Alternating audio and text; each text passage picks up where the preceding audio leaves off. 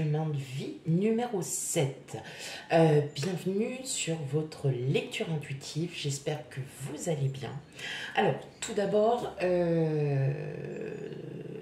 comment dire, peut-être que vous cliquez par pur hasard parce que vous ne savez pas votre chemin de vie, c'est pas grave, je vais vous expliquer.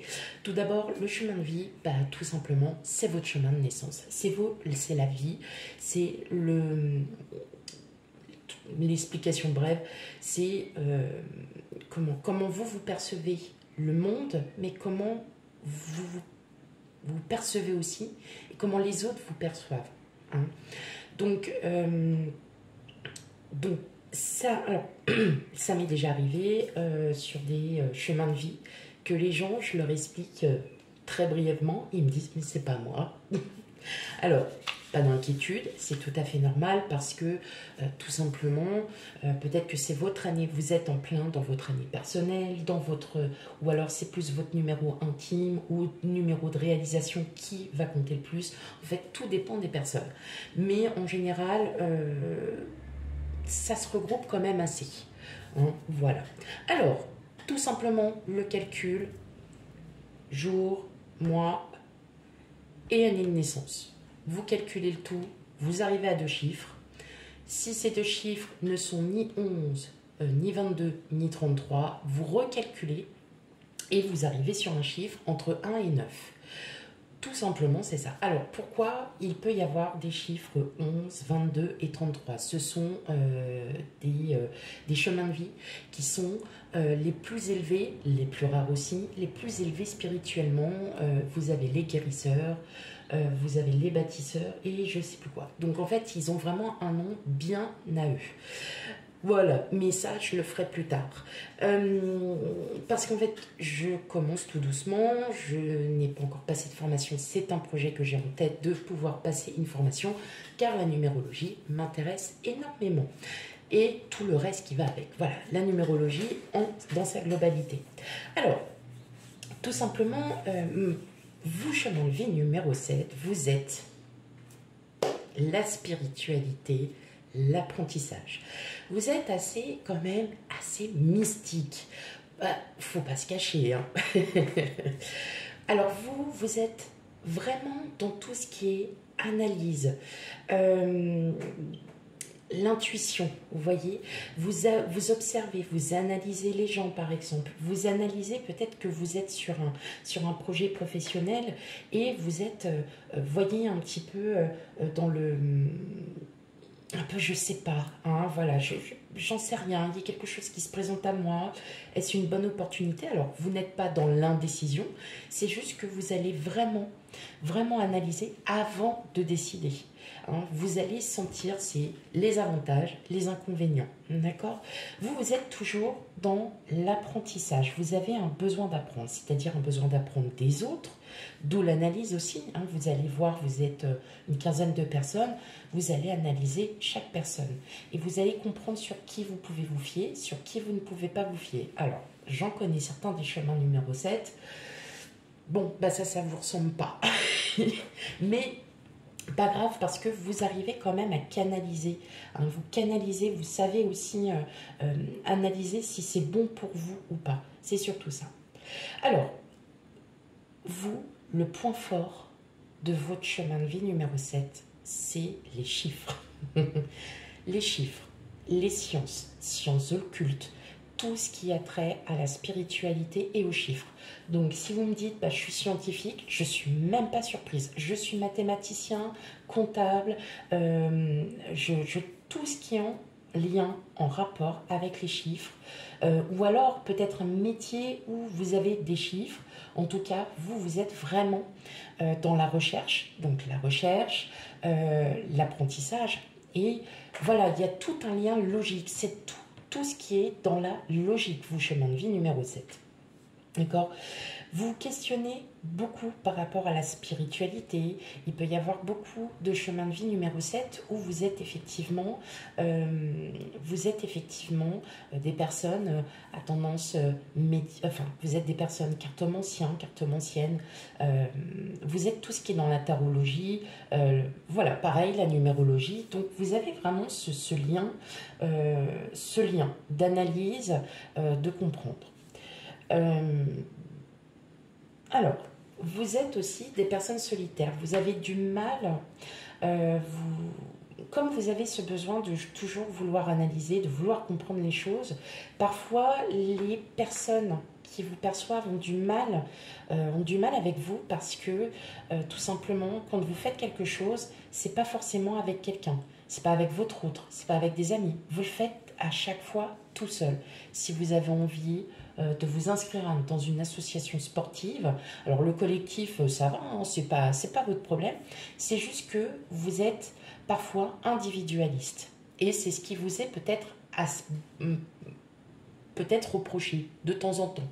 D'accord?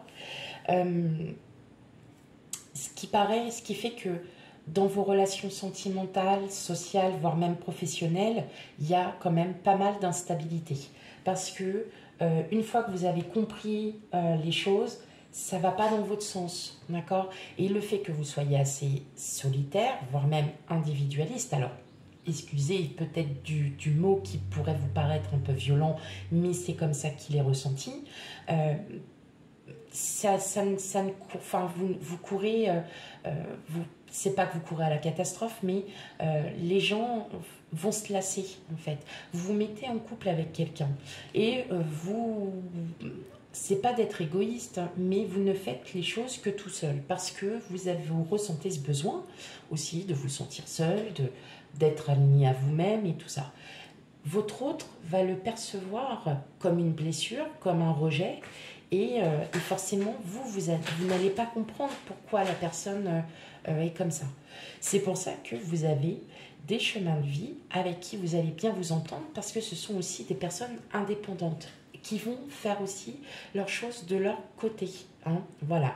Les chemins de vie avec qui vous vous entendez le mieux sont les 4 et 9.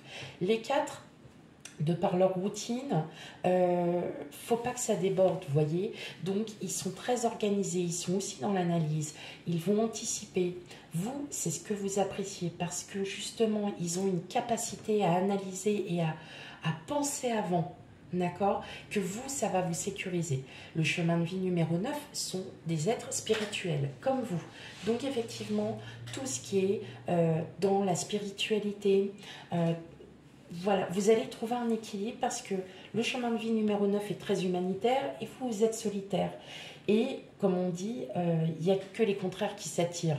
Mais les contraires s'attirent, mais le chemin de vie numéro 9 peut vous apporter cette rassurance de vous dire, ok, je peux faire mes choses toute seule, parce que le chemin de vie numéro 9 m'apporte ce que j'ai ma complémentarité. Voilà. Donc vous avez ces deux chiffres-là, l'entente avec ces deux chiffres sont vraiment complémentaires à vous. Ok? Allez. Excusez-moi pour cette introduction assez longue. Vous êtes, voilà, chemin de vie numéro 7, c'est quand même, le numéro 7 est un chiffre porte-bonheur pour énormément de gens. Donc si vous faites partie de ce chemin de vie-là, eh bien voilà, vous avez tout gagné. Allez, on y va pour vous, la lecture intuitive. Je ne mettrai pas en barre de description la minuterie parce qu'il est quand même aussi important que vous sachiez un petit peu votre caractère, enfin voilà, votre chemin de vie tout simplement. Allez, c'est parti.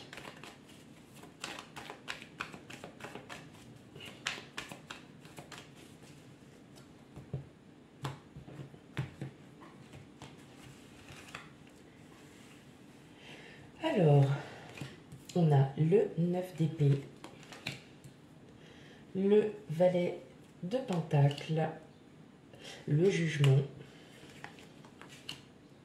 le chevalier d'épée et enfin l'as de bâton. Alors là, pour vous, dans les semaines et mois à venir, pour vous, mes amis, chemin de vie numéro 7, je regarde, nickel. Hop, Non, parce que l'autre fois, je me suis retrouvée, le jeu était là. Non, c'est normal, tout va bien. Alors, on voit effectivement hein, que vous êtes vraiment, que vous êtes en plein doute.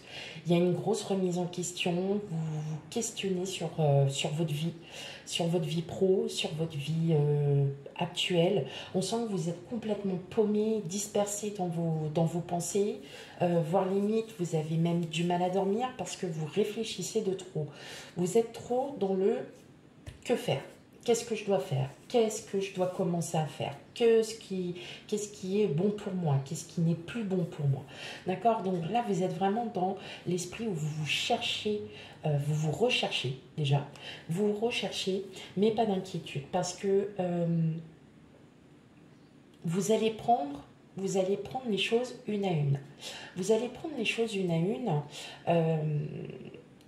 et vous allez commencer à, voyez, à trier. C'est comme si vous aviez une feuille devant vous, vous prenez un stylo et là vous écrivez « Je veux ça, je veux ça, je veux ça, je souhaite ça, j'ai envie de faire ça. Qu'est-ce qui m'empêche ?» Et là vous allez dire et ainsi de suite. Vous allez vous rendre compte, en fin de compte, vous avez peut-être des croyances limitantes sur certaines choses et que vous êtes fortement et vous êtes capable d'aller au-delà. Et vous allez commencer à percevoir, à prendre, si vous avez plein de projets dans votre tête et vous ne savez pas par quoi commencer, commencez par ce qui serait le plus juste pour vous, le plus important. Qu'est-ce que j'ai déjà réglé en premier? Qu'est-ce que je dois faire? Et vous verrez que vous allez commencer à y voir plus clair. Mais il y a des projets que vous allez mettre en place parce que vous êtes enfin prêt à le faire. Mais vous ne pourrez pas tout faire en même temps. Il va falloir que vous vous posiez, que vous analysiez bien les situations, que vous analysiez bien votre situation. C'est peut-être pour ça aussi que vous êtes en remise en question. Là, moi, j'entends vraiment pour certains d'entre vous, il y a vraiment, c'est pas de la peine. C'est vraiment, il y a quelque chose qui est à changer en vous. Et vous le savez. Et comme je dis à chaque fois, en ce moment, et voilà, je fais juste une petite parenthèse, mais ça va aussi un peu dans votre lien. J'entends et j'arrête pas d'entendre tous les jours. Les gens, ça ne va pas, je comprends pas, je suis pas bien dans ma vie, je sais plus quoi faire, je suis pas bien dans mon environnement professionnel, je suis pas bien dans ma vie personnelle, je ne suis pas bien parce que.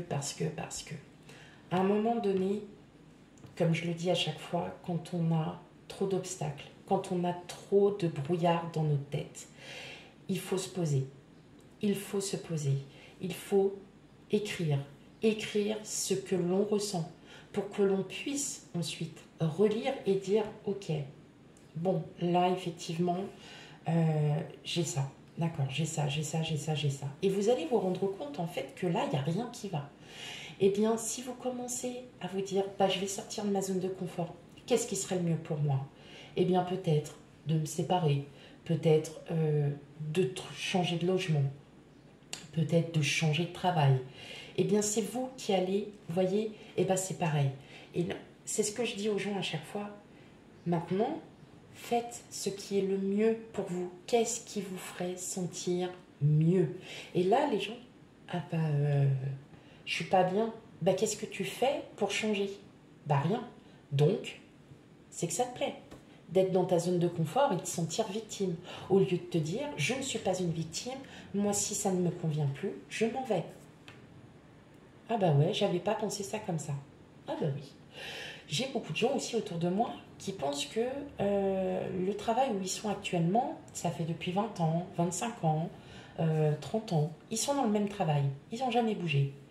Mais ils s'en plaignent constamment, tous les jours. C'est j'en peux plus, je suis malheureuse, je suis malheureux. Mais t'es mariée avec ton travail? Bah non, mais je sais pas quoi faire d'autre.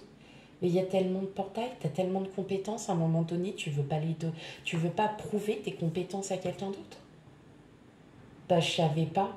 Mais à un moment donné, vous voulez arrêter d'être malheureuse, malheureux, il faut avancer, il faut changer, il ne faut pas hésiter. Sinon, vous restez dans votre carcan où tous les jours vous arrivez avec la boule au ventre. Il y a un moment donné, on ne peut plus. Vous voyez? Donc, vous êtes dans ça. Voilà, vous êtes en plein dedans. C'est je ne sais plus ce que je dois faire de ma vie, je suis complètement perdue, je suis plus à mon aise, je ne suis plus là où je devrais être. Eh bien, vous allez mettre en place ces projets. Qu'est-ce qui est le mieux pour moi? De 1, changer de logement. Peut-être que c'est mon logement qui ne me convient plus. De 2, c'est mon travail. Mon travail me perturbe. J'en ai marre de mon travail. Je fais toujours la même chose et je n'ai aucune récompense derrière. Ok, bah, je vais aller voir ailleurs. Et puis, de 3. Et vous allez prendre le temps pour vous. Mais vous allez clairement mettre en place ces projets. Pourquoi? Parce que vous en avez besoin. Tout simplement. Là, vous ressentez le besoin de changer et de sortir un peu de votre zone de confort et de vous dire, ok, bon, la vie, elle n'est pas merveilleuse, on le sait déjà, les infos nous le donnent déjà, c'est comme ça. Maintenant, moi, je prends tout ça avec de la distance parce que ça m'horripile. C'est pas d'être bisounours, c'est qu'à un moment donné, vous voulez aller mieux, bon, ben, voilà, on regarde des choses un peu plus gaies et je vous accorde que là, vous vous sentirez beaucoup mieux. Maintenant, il y a des choses de votre vie qu'il faut faire face. Et parfois, il faut faire face et de se dire, ok, là j'ai des choses à changer. Et bien vous êtes en plein dedans. Voilà, clairement, vous êtes en plein changement. On vous annonce le changement. Voilà. Donc, vous allez commencer à mettre en place ces changements. Et vous allez vite vous rendre compte que vous allez aller mieux. Et vous allez aller beaucoup mieux parce que vous aurez repris votre esprit en disant « Ok, maintenant c'est à moi de changer. Je ne peux plus faire face. Maintenant, il est temps que j'agisse. » Et vous allez agir. C'est bien. Je suis contente. Allez. Ah oui, vous allez agir. Là, vous êtes clairement... vous êtes en... Ouais. Bon. Ça, vous allez retrouver quelque chose de fort, de beau. Vous allez vous retrouver aussi. Hein. Allez, on continue pour les messages. Pour vous, chemin de vie numéro 7. Effectivement, je vois sur la minuterie, elle est très très longue. Pourtant, alors, et oui, on a le choix, il y a des décisions à prendre, mes amis. Hein. Il y a des décisions à prendre, choix de vie numéro 7. Hein. Et il est temps que vous y ayez, de le faire. Hein.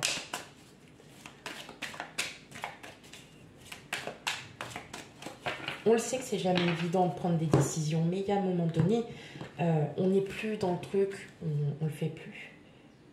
Ouais, vous allez prendre vraiment des décisions drastiques hein, et vous allez voir que vous allez vous sentir vraiment mieux. Hein. Ah oui. Alors la vie, il y a des déplacements hein, à prévoir, donc peut-être au niveau pro hein, pour certains. L'initié. Ouais, vous voyez, vous allez vraiment changer de vie, vous allez reprendre quelque chose de nouveau. Il y a quelque chose de nouveau. Hein. Vous allez agir avec votre intuition et surtout, vous allez agir avec vos propres priorités. Donc, clairement, ah bah, on est tombé sur le travail tout à l'heure. Bah, oui, je suis bête. N'importe quoi. Bon, pas grave, ça c'est moi. Non, mais je m'y habitue. Hein. Vous savez, c'est difficile parfois de s'habituer à soi-même. Hein. Là, je vois clairement que pour vous, il y a des changements, qui s'opèrent. Est-ce que vous avez aussi, j'entends, des communications peut-être avec d'autres employeurs? Ça peut parler, là, je suis dans le pro, où là, vous allez avoir, vraiment, vous décidez de changer votre vie professionnelle. Il y a quelque chose avec le pro, là, qui est en train de se mettre en place. N'hésitez pas à laisser des commentaires, hein, même si je ne réponds pas du jour au lendemain. N'hésitez pas, je répondrai toujours, hein, donc il n'y a aucun problème. Là, il y a vraiment un choix décisif à faire. Et je pense que vous êtes convaincu aussi qu'il faut vous changer. Là, vous allez agir vraiment avec votre intuition, mais j'entends que vous êtes en train de passer des entretiens. Hein. Vous êtes en train de rencontrer des gens et parce que vous ressentez vraiment cette envie de changer de travail. Donc, allez-y, hein, n'hésitez pas, mais vous allez devoir vraiment bien analyser les pour et les contre. Hein. N'oublie pas, ça c'est très important pour vous. Alors bien évidemment, pour celles et ceux qui sont à la retraite, peut-être que l'on vous a proposé d'être trésorier, trésorière dans une association. Vous vous dites, oui, mais moi je ne veux pas être esclave d'une association, d'être là tout le temps pour la sauce, machin. Ça se comprend. Mais vraiment, posez vos limites en fait. Posez vos limites, c'est-à-dire, oui, moi je veux bien, par contre, c'est pas tous les jours. Hein, donc voilà, mais vous allez vraiment trouver quelque chose de fort, quelque chose vraiment de très très fort. Ouais, c'est ça, vous allez trouver quelque chose de fort parce que tout simplement, vous prenez cette initiative de vouloir changer quelque chose. Si c'est pas dans le cadre du professionnel, vous prenez quand même cette décision. Il y a quand même une décision de prise. Vous avez fait le choix, vous avez vraiment bien analysé, vous avez enfin compris et vous allez comprendre que c'est un mal pour un bien. Donc là, effectivement, on est vraiment dans la perception du changement, mes amis. Chemin de vie numéro 7. Si vous ressentez vraiment que vous n'êtes plus à votre aise, que vous n'êtes plus comme avant, ou qu'il est temps, eh bien c'est ça. Voilà, tout simplement. Là, c'est confirmé, on vous le dit bien, il y a du changement qui arrive à vous, chemin de vie numéro 7. Voilà pour votre petite lecture intuitive. Effectivement, ça a été très long sur le fait que j'ai peut-être pas mal parlé en intro, mais c'est pour que vous compreniez, pour que vous sachiez aussi comment voilà, vous percevez le monde et comment on vous perçoit et comment vous vous percevez vous-même. Et puis bah voilà, donc s'il y a d'autres lectures de chemin de vie, bien évidemment, ça sera beaucoup moins long. Je vous fais plein de gros bisous et plein de gros bisous. Gros bisous et je vous dis à bientôt. Bye bye.